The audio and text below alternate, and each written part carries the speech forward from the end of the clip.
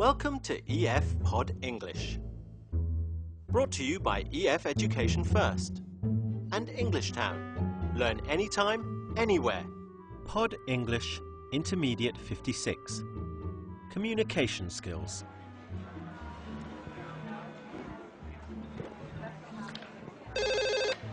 Hello, good afternoon. Yes, this is Alexander, yes, from Go East Travel. Hi, how can I help you? In business and in everyday life, we constantly ask for and receive advice. In this lesson, we're going to practice the language of advice. We're going to learn how to ask for advice using should. What should I wear? And some different ways of giving advice. You should wear appropriate business clothes. Don't take a business card with just one hand.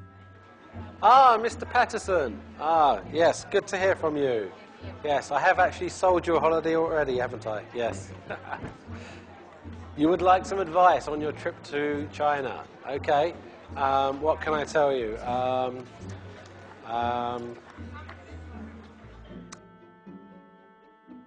We're now going to watch a movie about a manager consulting with a cultural expert.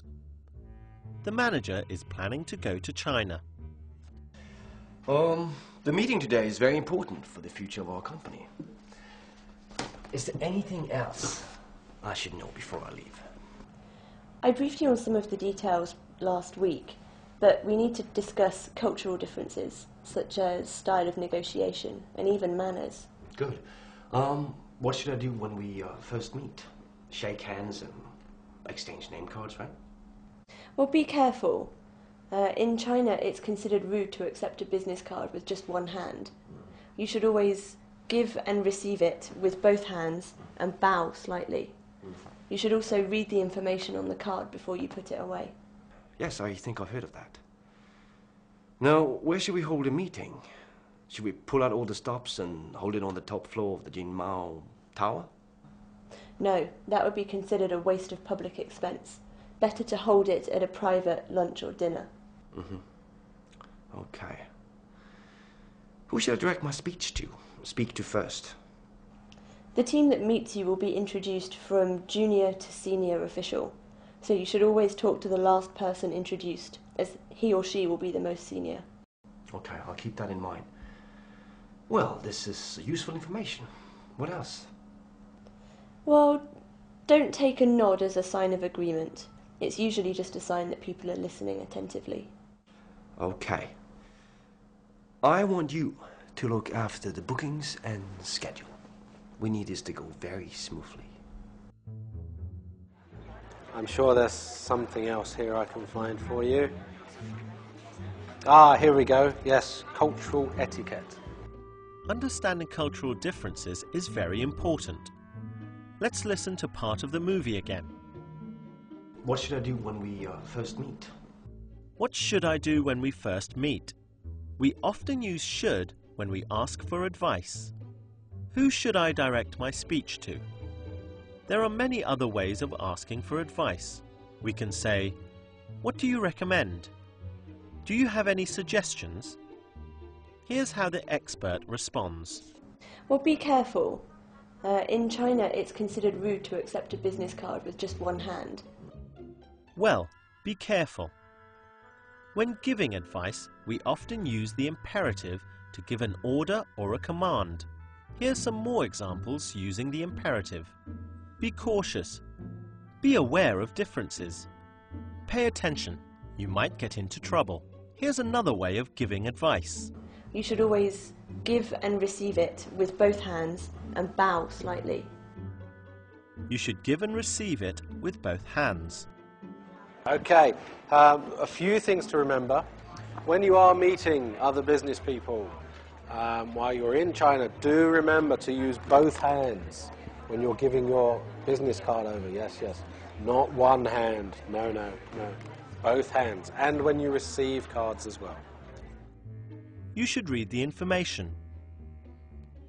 We use should, ought to, had better for suggestions or recommendations. You'd better wear smart clothes. You ought to learn company procedures. And here's some more advice. Well, don't take a nod as a sign of agreement. Don't take a nod as a sign of agreement. We use do and don't for actions that are recommended or advised against. Do go to your meeting prepared. Now, I can tell you a story actually about something that happened to me. Yes, I was in China and was in the taxi and going from the airport to the office, and it should have been about a 30-minute ride, I believe, yes. Now it's your turn. Can you fill in the gap? That's right. What clothes should I take? Here's another sentence asking for advice. What goes in the gap? Who should I direct my speech to? And can you think of an imperative which would fit here? That's it. Be careful. In China, it is rude to take a business card with one hand. And here's some advice. What goes in the gap? That's right. Don't take a nod as a sign of agreement. Yes, well, after 2 hours, I was getting a bit worried. Yes, exactly. Yes, I did realize from that point that if somebody nods their head at you, it doesn't necessarily mean they know what you're saying. Yes, no, not everybody does speak English. Yes, that is a problem. Yes. Well, we've learnt about improving our communication skills today. We've learnt how to ask advice using should. Who should I speak to? We've also learnt how to give advice using should.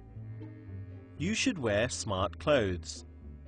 And we've learnt some other ways of giving advice. For example, using imperatives. Be careful. Use both hands to take a business card. And using do and don't. Don't take a nod as a sign of agreement. Okay, I'm glad that was useful. Yes, because we are a public service as well. Yes, we're not just a travel agent. Okay, thank you very much. Bye-bye. That's all for today. Bye.